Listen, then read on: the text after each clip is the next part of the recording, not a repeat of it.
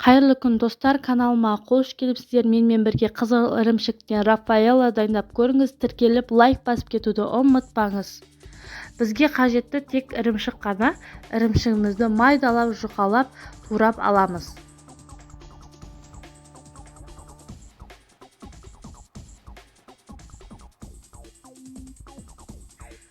Қызыл ірімшігімізді майдалап, турап аламыз. Міндетті түрде жұқа болуы қажет. Құрғауға тез болады. Алдын ала қыздырылған пеште кептіріп аламын. Қызыл ірімшіктің рецебін описанияда қалдырып кетемін, міндетті түрде көріңіз. Алдын ала қыздырылған пешке 150 градуста алдын ала қыздырып, осы ірімшігімізді салатын боламын. Қатты күйіп кетпеуі қажет. Бұл салғаннан кейін өзінің суы шығып, влажный болады.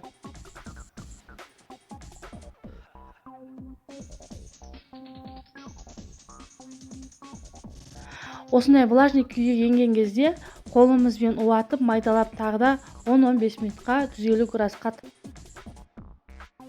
салып аламыз. Қатты күйіп кетпеуі қажет, қадағалап тұрыңыз.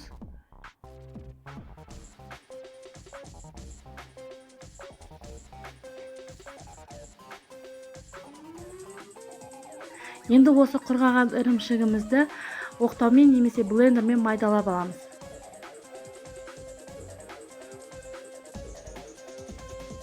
Блендермен тез уақыт алмайды, тез майдалауға болады.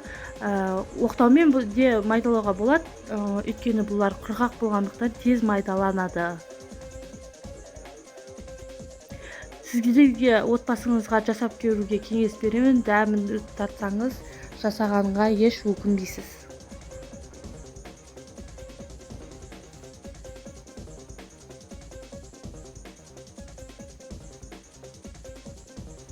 Аса көп уақытты да алмайды, тез майдаланады. Өйткені құрғақ ірімшік жабыспайды да.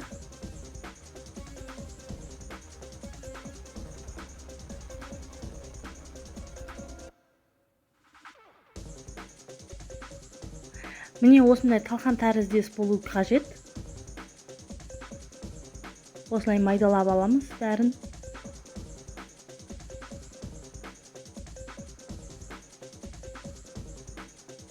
Бұны талқан ретінде де қолдансаңыз болады.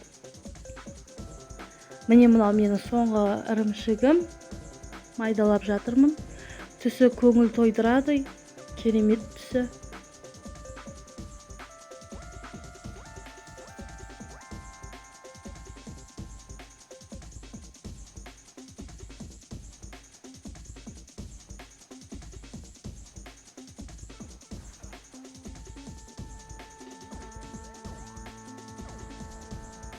Бір кесе талқанға жарты пиалай сгущенканы құйып, араластырып қоспа дайындаймыз.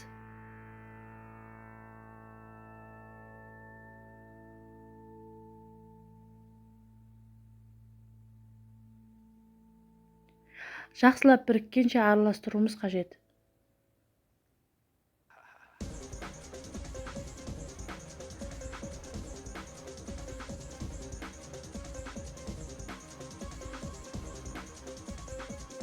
Міне қоспамыз дайын.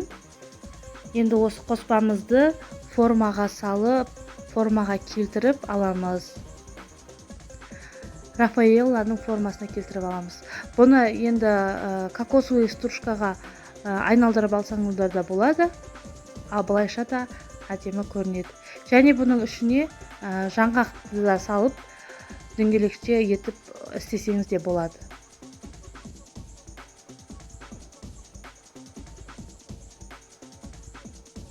Міне Рафаэлламыз дайын.